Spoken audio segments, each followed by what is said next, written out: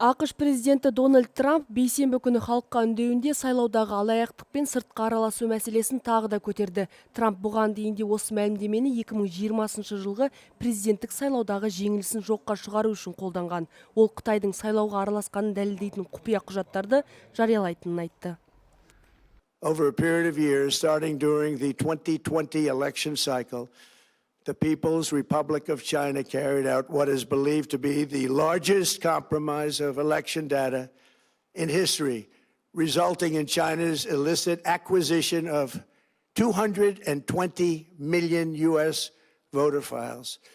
Алайда Трамптың бұл жаңа айыптаулары бұрынғы тергеулердің қорытындыларына қайшы келеді. Себебі 2020 жылғы сайлауда ауқымды алаяқтық болғанына ешқандай дәлел табылмаған. Демократтар Трамп қарашадағы аралық сайлау алдында жалған мәлімдемелерді қайта көтеруге тырысып жатыр дейді.